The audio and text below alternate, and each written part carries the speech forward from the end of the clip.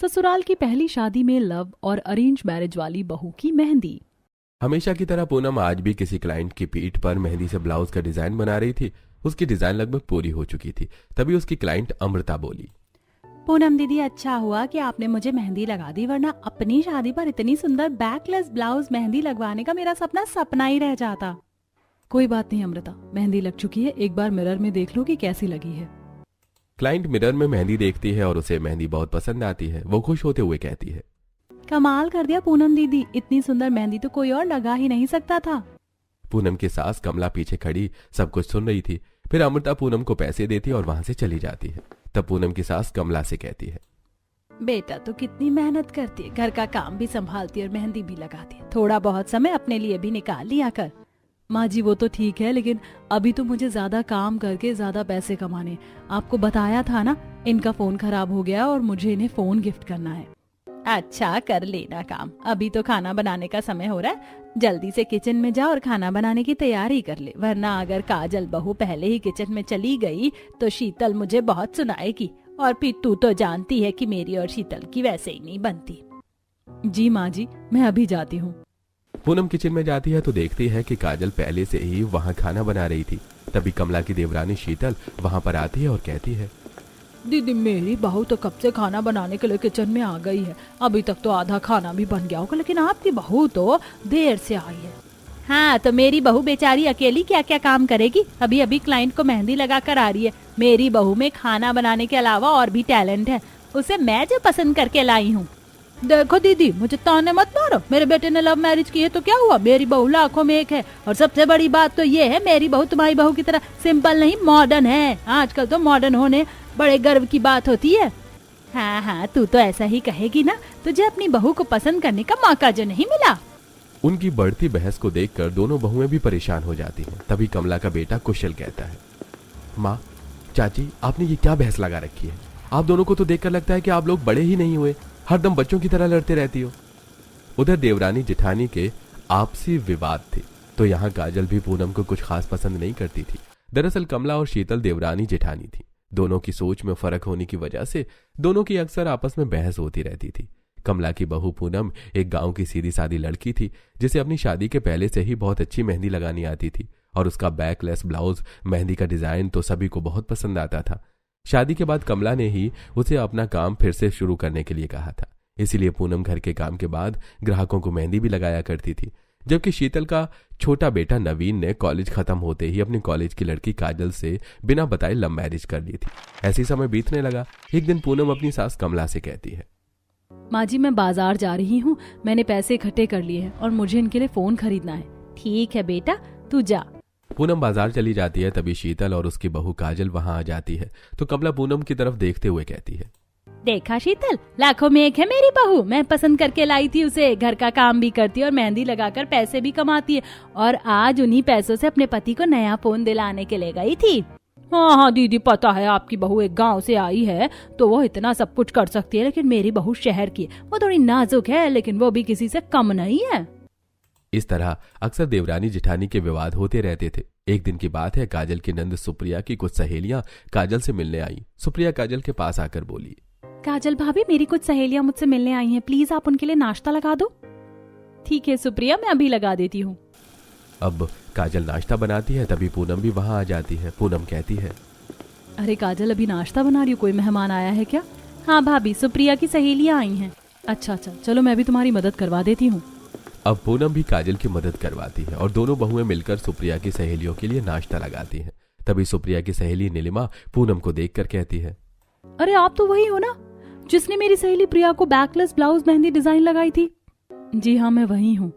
अच्छा हुआ आप मुझे मिल गई, प्रिया के पास से भी आपका नंबर खो गया था। आपने बहुत अच्छी मेहंदी लगाई थी और अगले हफ्ते मेरी शादी है, प्लीज आप मुझे भी मेहंदी लगा देना, क्योंकि आपकी मेहंदी की डिजाइन तो सचमुच ऑसम होती है।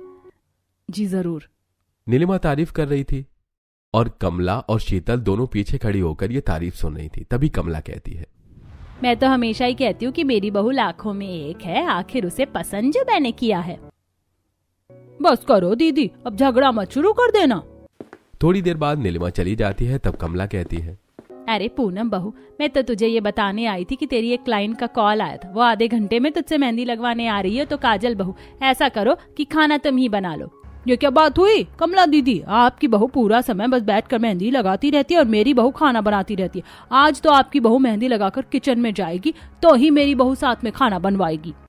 तभी शीतल का पति सुरेश वहां आता है और कहता है, ये क्या लगा रखा है तुमने शीतल, मेरी बहू तुम्हारी बहू, अरे दोनों ही बहुएं घर का हिस्सा है। अगर एक मेहंदी लगा रही है तो दूसरी को खाना बना लेने दो, इसमें क्या दिक्कत है। काजल बहू, तुम जाओ जाकर खाना बना लो।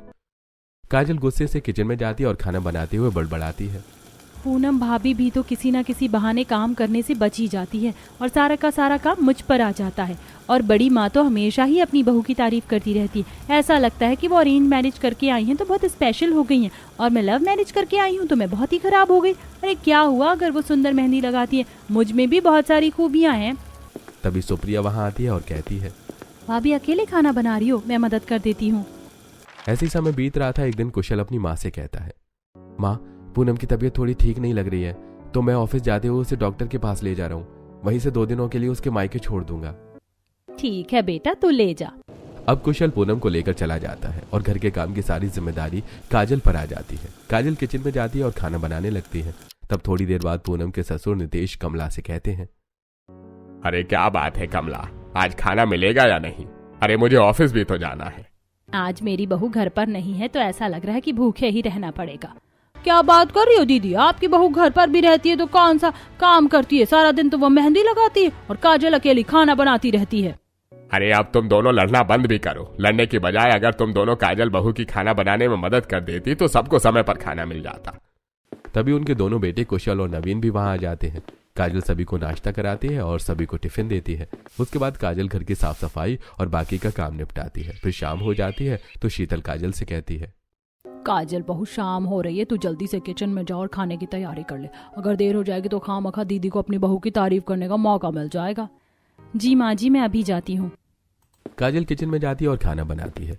फिर वो सभी को खाना परोसती है। शीतल काफी थक चुकी थी। अपने कमरे में आने के बाद वो नवीन से कहती है, ये पूनम भाभी का तो अच्छा है, तबीयत खराब का बहाना करके वो मायके चली गई। वैसे भी यहाँ रहती हैं तो पूरे समय मेहंदी लगाती रहती है और मैं अकेली काम करती हूँ। काजल, थोड़ा बहुत कम ज्यादा तो होता ही रहता है। जब तुम नहीं थी तो भाभी अकेली सारा घर संभालती थी। वो मेहंदी भी लगाती थी और घर का काम भी करती थी। अब अगर उनकी तबीयत ठीक नहीं है और वो अपने मायके चलेंगे तो तुम्हें संभालने में क्या बुराई है? देखो काजल, हम जॉइंट फैमिली में रहते हैं तो सबको एक दूसरे के लिए मिलकर काम करना पड़ता है। तुम्हें इस बात को समझ लेना चाहिए। उन दोनों की बहस बढ़ जाती है। तभी पूनम भी कुशल के साथ घर आती है। पूनम को उनके कमरे से झगड़े की आवाज आती है। पूनम कुशल से कहती है, अरे ये दोनों किस बात पर लड़ रहे हैं? तुम रुको, मैं देखती हूँ। पूनम उसके कमरे में जाती है तो काजल कह रही थी, देखो नवीन, मुझसे इतना काम अकेले नहीं होता, मतलब नहीं होता। ये सुनकर पूनम कहती है, काजल तुम सही कह रही हो, तुम्हें इतना काम करने की आदत नहीं है ना, इसीलिए तुम्हें ऐसा लग रहा है। लेकिन तुम चिंता मत करो, मैं वापस आ गई हूँ और मेरी तबीयत भी बिल्कुल ठीक हो गई है।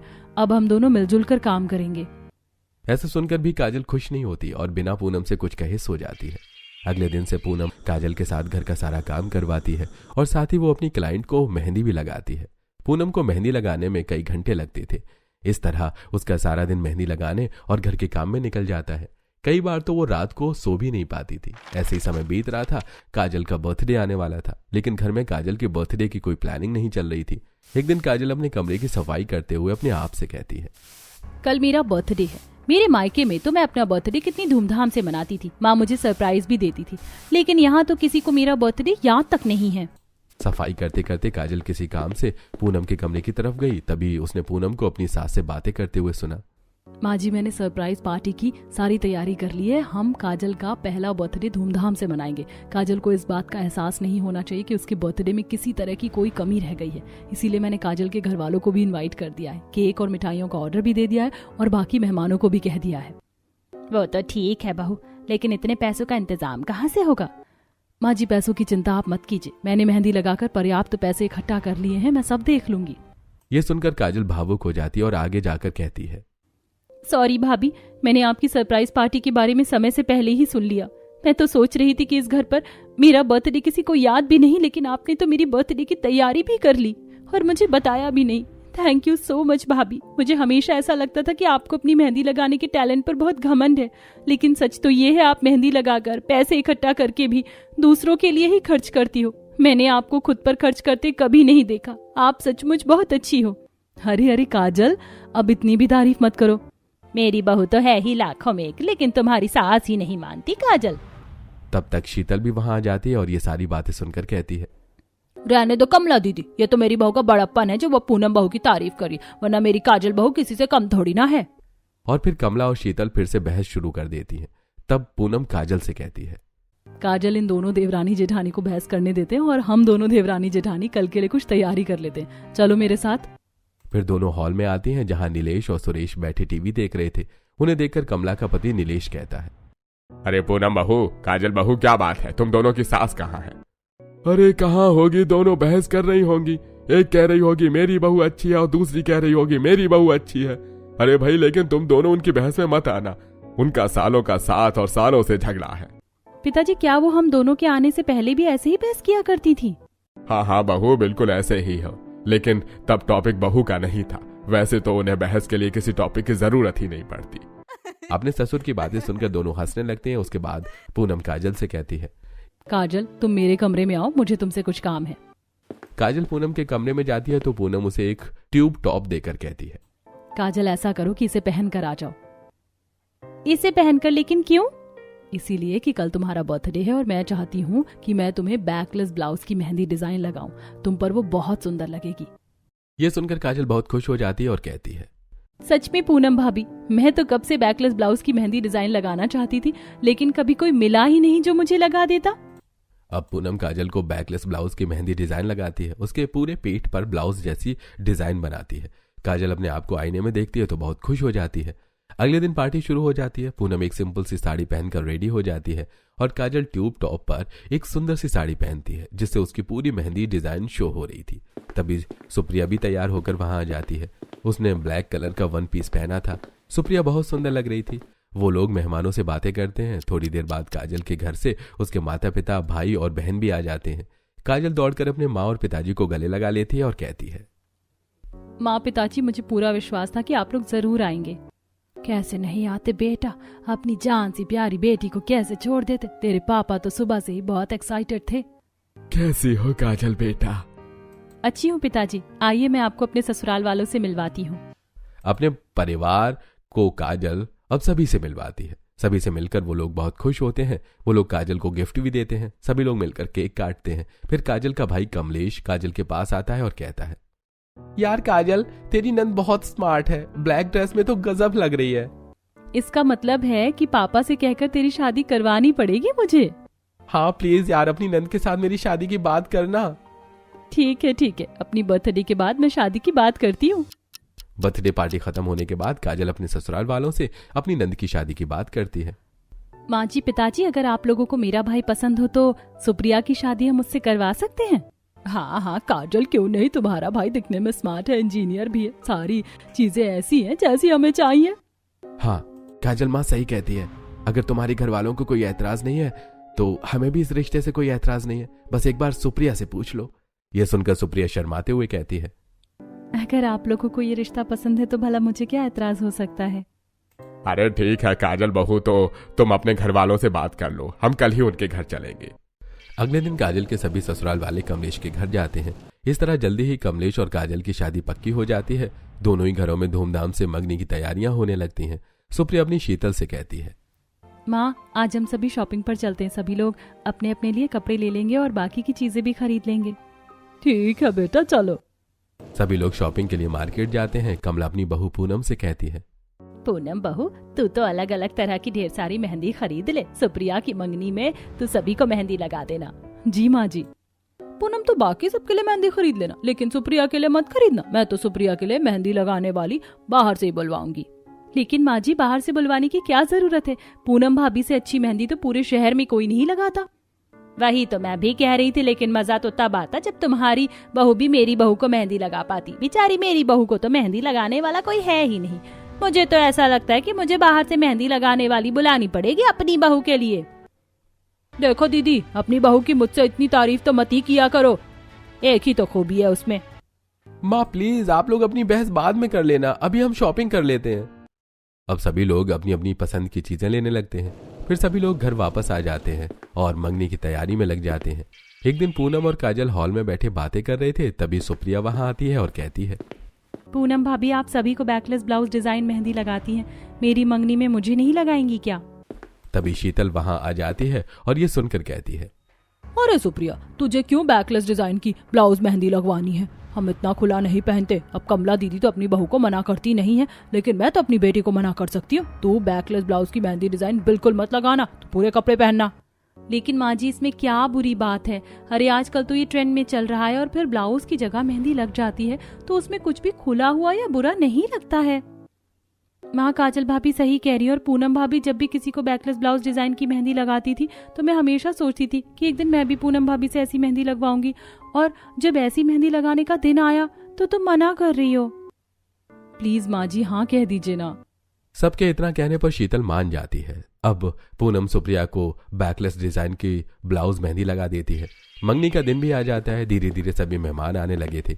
कमलेश भी अपने माता पिता के साथ आ जाता है। कमलेश व्हाइट शेरवानी में बहुत अच्छा लग रहा था। सुप्रिया भी सभी से नजरें बचाकर कमलेश को बार बार देख रही थी। फिर रिंग सेरेमनी होती है और सभी मेहमान सुप्रिया और कमलेश को बधाई देते हैं। पूनम और काजल दोनों मिलकर सभी मेहमानों को अटेंड कर रही थी। पूनम काजल से कहती है, काजल तुम मेहमानों को खाना खाने के लिए बैठा दो, तब तक मैं पानी का इंतजाम करती हूँ। तभी वहां कमला आती है और कहती है, अरे पूनम बहू तो अकेली कितना काम करेगी, थोड़ी देर बैठ जाओ और काजल बहू को काम करने दे। कब से तो काजल बहू अपने भाई और अपने मम्मी पापा के साथ बैठी थी। ये सुनकर शीतल कहती है, देखो दीदी तुम अपनी बहू की ज्यादा साइड मत लो। मेरी बहू भी कब से काम ही कर रही है और उसके घर वाले आए हैं तो उनके साथ तो बैठेगी ही। आप तो जब देखो मेरी बहू के पीछे पड़ी रहती हो।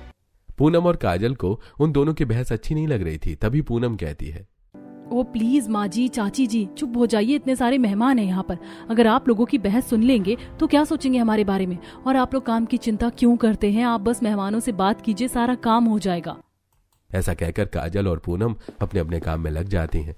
सभी का अच्छी तरह से ध्यान रखती हैं। फिर सभी मेहमान चले जाते हैं और सभी लोग चेंज करके अपने अपने कमरों में आराम करने के लिए चले जाते हैं। तभी काजल पूनम के कमरे में आती है और कहती है, पूनम भाभी मुझे आपसे कुछ बात करनी है। हाँ हाँ आओ काजल बताओ क्या बात है, तुम कुछ परेशान लग रही हो। हाँ भाभी आपने सुलह करवा दे और इन दोनों में कभी बहस और झगड़ा ही ना हो तो हमारे घर का माहौल कितना अच्छा हो जाएगा ना। हाँ काजल तुम सही कहती हो, चाहती तो मैं भी यही हूँ। हम सभी ने बहुत बार उन दोनों को समझाने की कोशिश की है लेकिन उनकी बहस खत्म ही नहीं होती। अब तो भगवान ही कोई ऐसा रास्ता दिखा सकते हैं जिससे उन दोनों की दोस्ती हो सके। ऐसे ही समय बीत रहा था और सुप्रिया की शादी का समय करीब आ रहा था। एक दिन शीतल अपने बेटे नवीन से कहती है, नवीन बेटा तू तो जानता ही है कि सुप्रिया की शादी के दिन करीब आ रहे हैं। आज मुझे 10,000 रुपए की जरूरत है, बाजार से कुछ चीजें लानी है। हाँ हाँ क्यों नहीं, मेरे पास 10,000 कैश है, आप ले लो।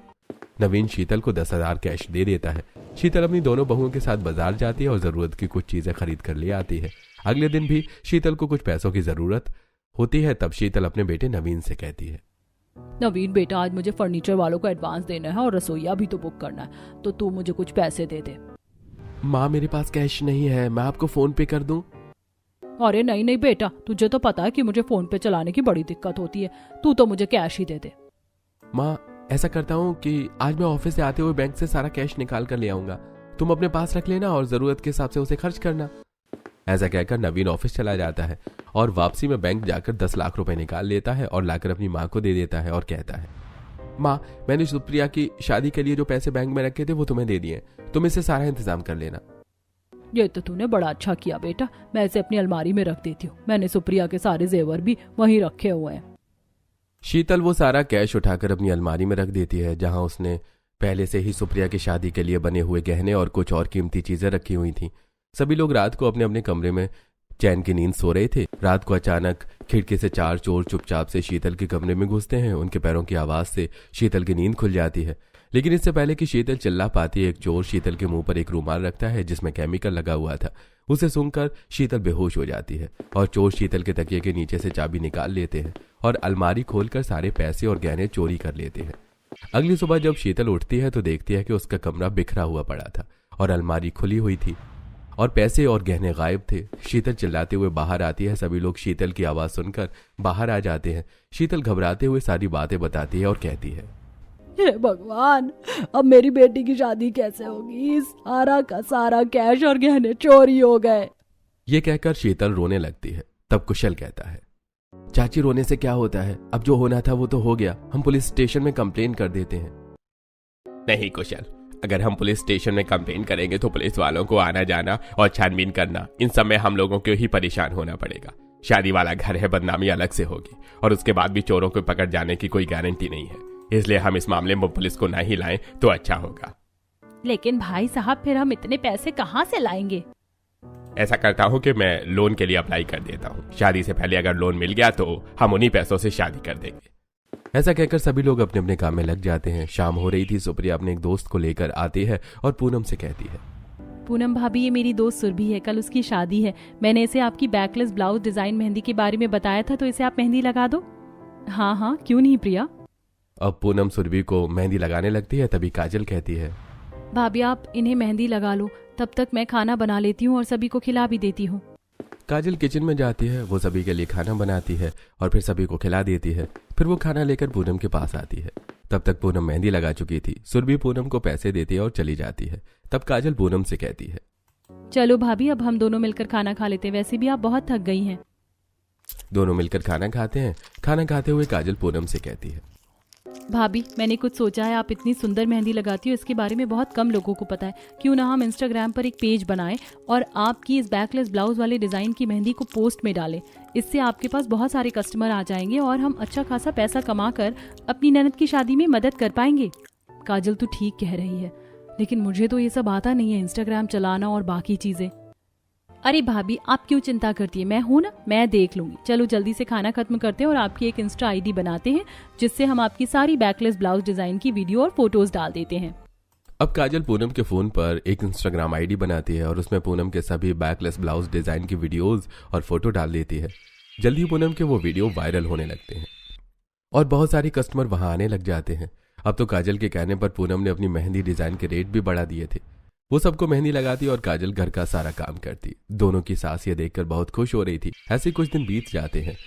पूनम ने मेहंदी लगाकर काफी पैसे इकट्ठा कर लिए थे। पूनम और काजल पैसे शीतल को देती हुई कहती हैं, माँ जी ये रहे 5 लाख रुपए, और इंस्टाग्राम की तरफ से भी वीडियो वायरल होने की वजह से हमें कुछ पैसे आने वाले हैं, हम वो भी आपको दे देंगे। सुप्रिया दीदी की शादी में किसी भी तरह की कमी नहीं होनी चाहिए, हम सब मिलकर उनकी शादी अच्छी तरह करेंगे। तभी नितेश वहां आ जाता है और कहता है, मुझे तुम लोगों को खुशखबरी सुनानी है। मैंने लोन के लिए फॉर्म भरा था, मुझे जल्दी लोन मिल जाएगा। तब सुप्रिया भी अपने पूरे परिवार को अपनी दोनों भाभियों की मेहंदी डिजाइन और उनके वायरल वीडियोस के बारे में बताती है। सभी लोग ये सुनकर बहुत खुश होते हैं। तब शीतल कहती है, पूनम बहू, काजल बहू, तुम दोनों मुझे माफ कर दो। मैं और कमला दीदी हमेशा ही एक दूसरे से लड़ते रहे और अपनी बहू को ज्यादा अच्छा बताते रहे, लेकिन तुम दोनों ने तो मेरी आंखें खोल दी और ये समझा दिया कि परिवार तो परिवार होता है, सभी लोगों की अच्छाइयों से मिलकर ही परिवार कंप्लीट होता है। शीतल तू सही कहती है, तू भी मुझे माफ कर दे, मुझसे छोटी है, मुझे तो तुझे अच्छी सीख देनी चाहिए, लेकिन मैं ही तुझसे झगड़ा करती थी। ऐसा कहकर दोनों देवरानी जेठानी एक दूसरे को गले लगाती हैं। ये देखकर दोनों बहुओं के साथ साथ घर के सभी लोग खुश होते हैं। सुप्रिया की शादी पास आ रही थी। एक दिन काजल पूनम से कहती है, पूनम भाभी आप तो मुझे और सुप्रिया को बैकलेस ब्लाउज डिजाइन मेहंदी लगा दोगी, लेकिन आपको कौन लगाएगा? मैं चाहती हूँ कि हमारे साथ साथ आप भी बैकलेस ब्लाउज डिजाइन मेहंदी लगाओ। आप ऐसा कीजिए कि मुझे सिखा दीजिए ताकि मैं आपको लगा सकूं। यह सुनकर पूनम खुश हो जाती है। वो सुप्रिया को बैकलेस ब्लाउज डिजाइन मेहंदी सिखा देती है। अब सुप्रिया की शादी में दोनों बहुएं एक दूसरे को बैकलेस ब्लाउज डिजाइन मेहंदी लगाती हैं और फिर दोनों मिलकर सुप्रिया को भी बैकलेस ब्लाउज डिजाइन मेहंदी लगाती। शादी का दिन भी आ गया था। सुप्रिया के साथ साथ दोनों बहुएं भी तैयार होकर पार्टी में आती हैं और सभी मेहमानों की नजर उन दोनों बहुओं पर ही थी। अब सभी लोग मिलकर सुप्रिया की शादी धूमधाम से करते हैं।